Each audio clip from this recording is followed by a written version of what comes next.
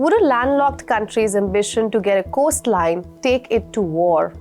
This is the question keeping Ethiopia's neighbors up at night. I'm Ananya Dutta, and this is Grey Zone, where politics and geography collide.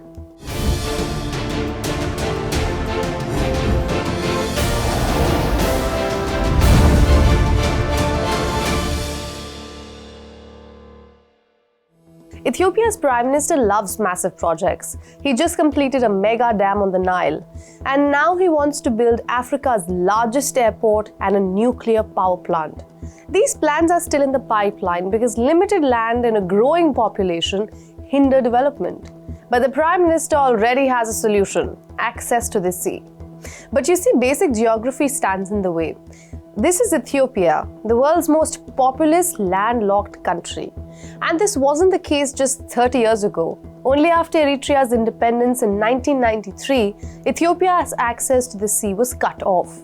And now it wants it back. About sea, we need the Red Sea. We need to talk. This is very important for peace and trade as a seed. We plant a peace. We need it.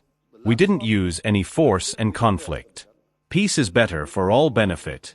While Prime Minister Ahmed talks of peace, the truth of the matter is that there are 4 countries between Ethiopia and the sea.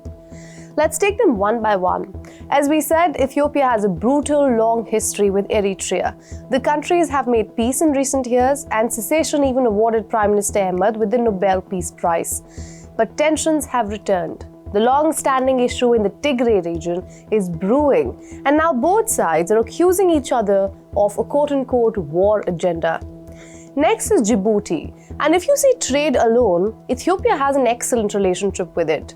More than 95% of Addis Ababa's imports and exports are via Djibouti's port.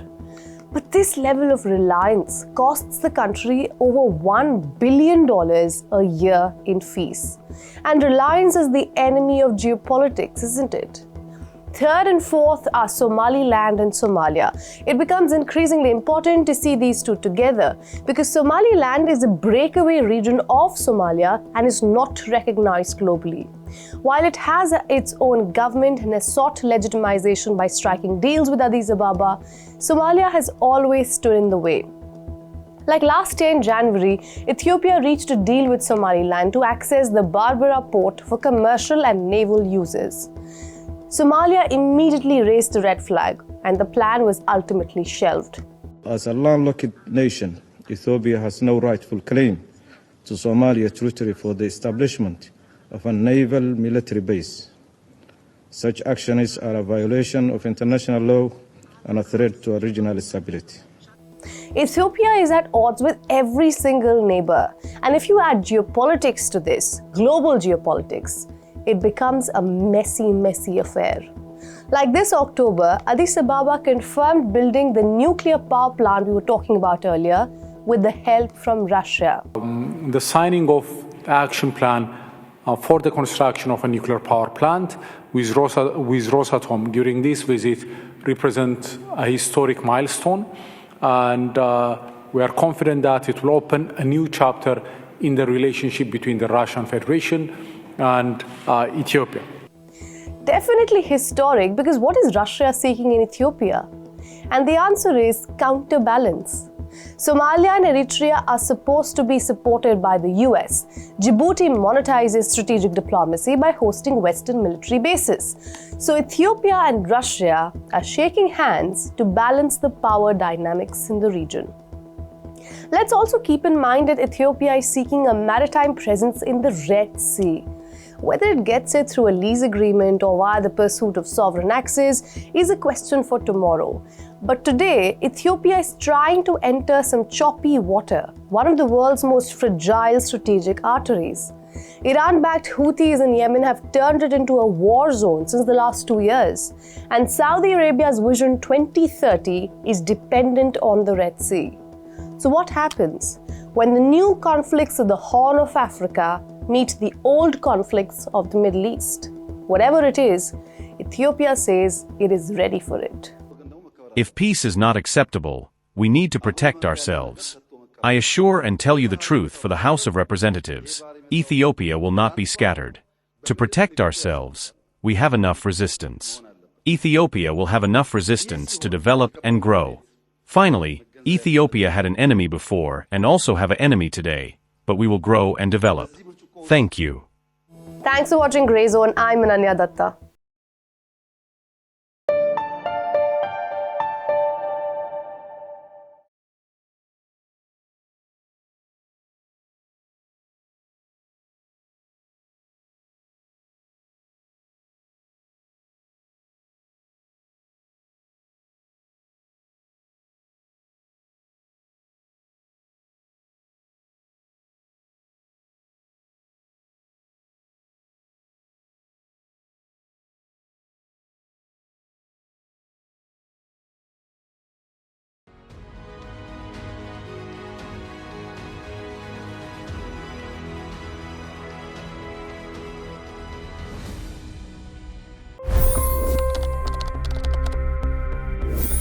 $25 crore गरीब गरीबी को परास्त करके बाहर निकले।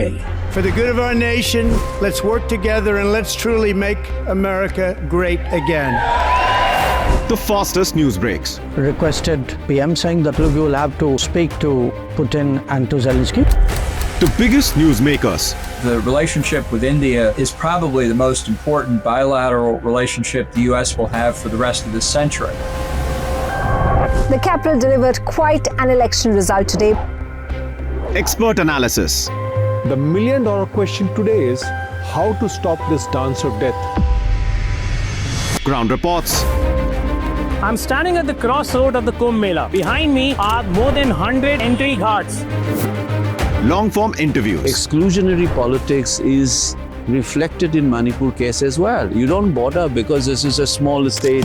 Deep dive into burning issues. It's often said DRC could be the richest country in the whole world. It's because of what sits underneath. Why exactly did the US topple the Sheikh Hasina government? HT videos. We don't just break news, we break it down.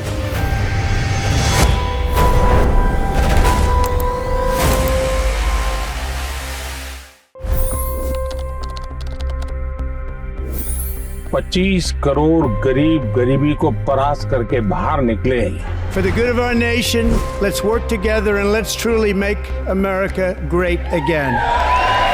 The fastest news breaks. Requested PM saying that look, you will have to speak to Putin and to Zelensky. The biggest news makers. The relationship with India is probably the most important bilateral relationship the U.S. will have for the rest of this century. The capital delivered quite an election result today. Expert analysis. The million-dollar question today is how to stop this dance of death. Ground reports. I'm standing at the crossroad of the Kumbh Mela. Behind me are more than 100 entry ghats.